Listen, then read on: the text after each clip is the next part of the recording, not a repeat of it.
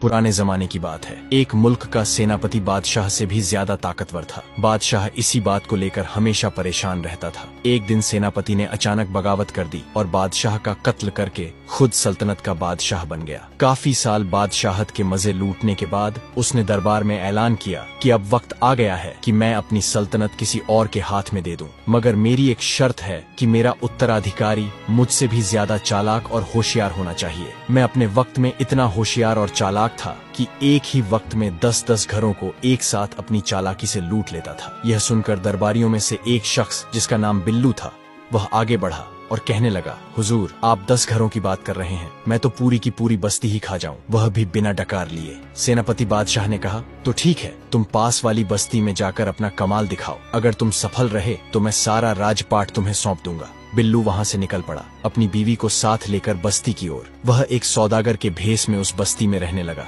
बस्ती में सब लोग उसे बिल्लू सौदागर के नाम से जानने लगे। बिल्लू ने सबसे पहले उस रात को एक गधा चोरी किया और सुबह होते ही उसे बेचने के लिए करीब के बाजार ले गया। बाजार जाने से पहले उसने गधे के मुंह में अशर्फियां ठूंस दी और गधे का मुंह अच्छी तरह कपड़े से बांध दिया। वह बाजार की भीड़ वाली जगह पर खड़े होकर गधे के मुंह से कपड़ा हटाने लगा। जैसे ही कपड़ा हटा, गधे के मुंह से खन खन करती अशर्फियां गिरने लगी। खन खन की आवाज सुनकर लोग उसकी तरफ देखने लगे और हैरान होकर आपस में बातचीत करने लगे कि क्या खूब गधा है, मुंह से अशर्फियां निकल रही हैं और वह भी सोने की। आखिर बेसब्र होकर लोगों ने बिल्लू से पूछा, यह क्या माजरा है? बिल्लू ने कहा, यह एक अजीबो गरीब गधा है। जब भी मैं उदास होता हूँ तो दिन में एक बार इसके मुंह से अशर्फियां निकलती हैं। मेरे घर में तो अब इतनी भी जगह नहीं है कि जहाँ मैं अशर्फियां रख सकूं, इसलिए मैं इससे बहुत तंग आ चुका हूँ, जिस वजह से मैं इसे बेचने के लिए बाजार ले आया हूँ।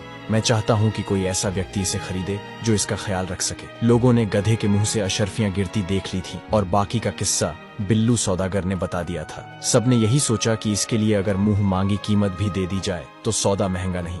अब लोग इस गधे को खरीदने के लिए बोलियां लगाने लगे। आखिरकार एक बनिए ने गधे को 10,000 सोने की अशर्फियां देकर खरीद लिया। बिल्लू सौदागर ने 10,000 अशर्फियां बनिए से ली और जमीन पर पड़ी अशर्फियां उठाकर घर चला आया। दूसरी तरफ बनिया गधा लेकर अपने घर की तरफ चला गया। सब लोग तमाशा देखने के लिए बनिए के पीछे पीछे उसके घर पहुंच गए। बनिए ने कहा, भाइयों, चलो अब गधे के मुंह से अशर्फियां निकालते हैं। बनिया और बाकी लोग उदास शक्ल बनाकर गधे के सामने बैठ गए। काफी